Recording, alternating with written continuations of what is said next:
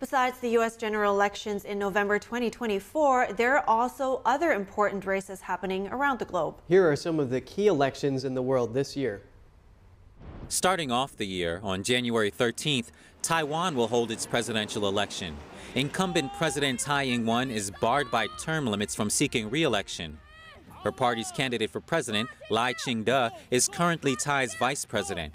He has pledged to continue bolstering Taiwan's defenses in the face of threats from communist China. The whole world wants to know whether the people of Taiwan will continue to move forward on the path of democracy in this major election, or whether they will choose to rely on China, follow a pro-China path, and lock Taiwan into China again. Polls show Lai as the frontrunner, ahead of candidates from opposition parties Kuomintang and the Taiwan People's Party. Next, from March 15th to 17th, Russia will hold its presidential election. President Vladimir Putin has been in power for 24 years, and on December 8th, he announced he will run for a fifth term. That would be another 6 years in office, till 2030. The last election in 2021 was dominated by widespread reports of fraud. With the vast majority of opposition figures either in jail or outside Russia, Putin is poised to win. I want to emphasize again that any attempt to sow inter-ethnic and inter-religious discord, to split our society, is a betrayal, a crime against the whole of Russia. We will not allow anyone to divide Russia, which is the only one we have. Putin's victory would guarantee the war in Ukraine will continue. The Kremlin has said the idea of peace talks on Ukraine's terms are unrealistic. For the first time, the election will take place over 3 days, and it will cover 4 regions of Ukraine recently annexed by Russia in the war. The world's most populous democracy, India, will hold general elections between April and May. Prime Minister Narendra Modi is seeking a third term in office. That's another 5 years. Surveys show Modi widely popular after a decade in power.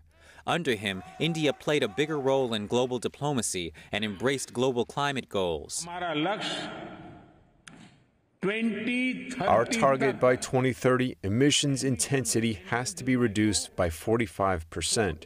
We have decided that we will increase the share of non-fossil fuels to 50%, and we will also keep moving towards the goal of 2070 and net zero.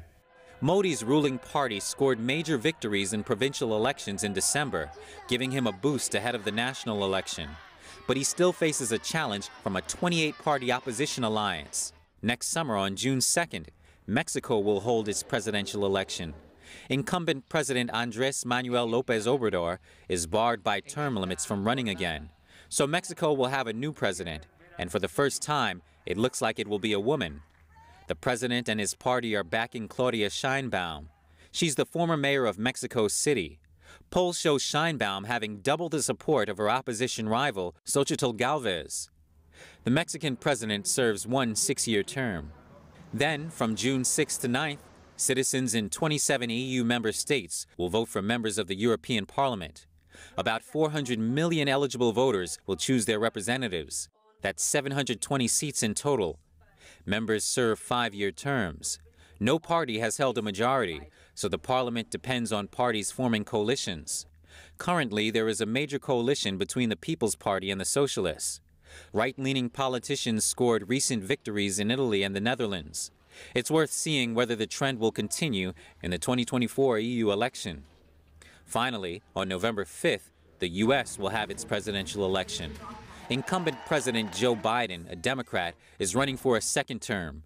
Meanwhile, former President Donald Trump, a Republican, is also running for his second term in office. The race is likely going to be a rematch between Biden and Trump, just like in 2020. The latest polls show Trump dominating the Republican primary.